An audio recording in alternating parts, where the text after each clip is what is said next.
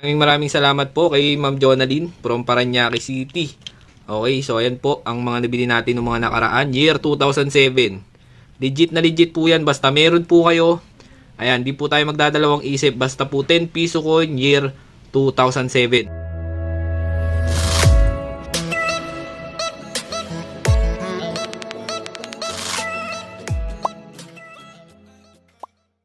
So ayan mga kapatid, may bubuksan po tayong parcel, dalawa po ito. So ito po yung mga patuloy nating binibili. Marami po tayong binibiling coins. So tara, samahan niyo po ako.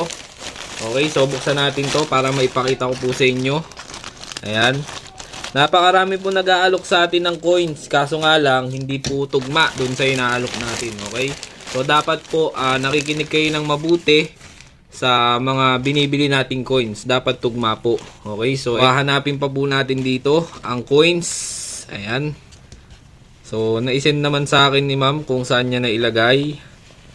So ayan, shout out po pala kay ayan, kay Ma'am Jonalyn. Ayan, from San Antonio, Parañaque City. Okay, so ayan mga kapatid, shout out po sa ma'am. Maraming salamat po. So nandito po yung coins. So tara, gupitin na natin to. Ayan. So, ayan mga kapatid yung coins.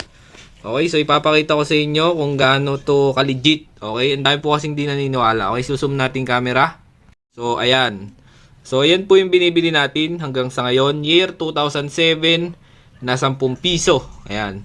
So, legit na legit po yan. Basta meron po kayo, bibilihin ko po sa inyo. Year 2007 na 10 piso. Ayan mga kapatid. So maraming salamat po kay Ma'am Jonalyn from Parañaque City.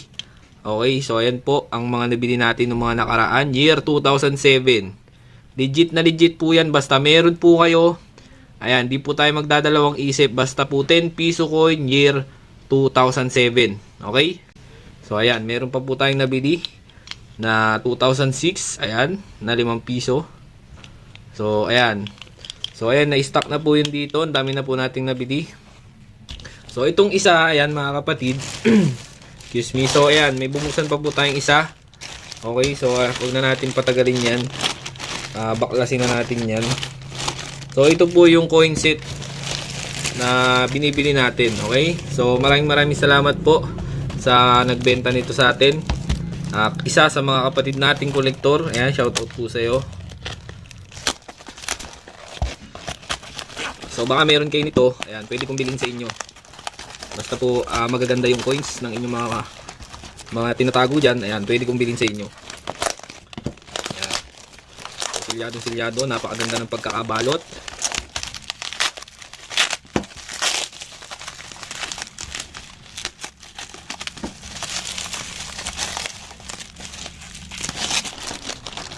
Napakagandang coin set.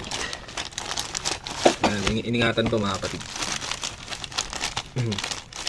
So, after 1 year, nabuksan na natin ang iniingatan na coin set. Ayan.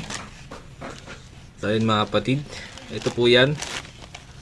Pakaganda. Okay, so buklatin natin.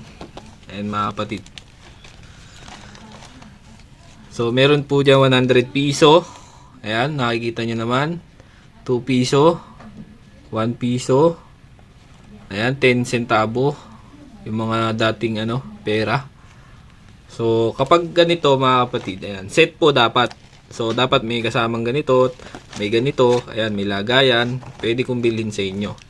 Okay, so, ayan mga kapatid. So, Brilliant Uncirculated Coin, 1983. Baka meron kayo nyan. Ayan, Royal Mint. Napakaganda. Okay. So, marami na rin tayo nabilhan ng ganito. So, ito mga kapatid, ang pinakamagandang Brilliant Uncirculated na nabili natin na 1983. Ayan. So, kitang-kita nyo naman, halos lahat Brilliant Uncirculated. Kadalasan kasi, yung mga nabibili natin dati, hindi po Brilliant Uncirculated yung nasa gitna. Nagpe-fade po kasi yung kulay niyan. So, ito kasi matagal nang iningatan. Ayan mga kapatid. Kaya napakagandang coin set nito. Okay? So, yun lang mga kapatid, ang update natin sa ngayon. Baka meron kayong hard to find dyan. Ayan, napakarami na nating hard to find na hawak ngayon. Okay, baka meron kayo. PM lang kayo sa ating Facebook page. At direct message lang mga kapatid. Okay, so good luck po and happy hunting. At sana po ay mabentahan nyo po ako mga kapatid.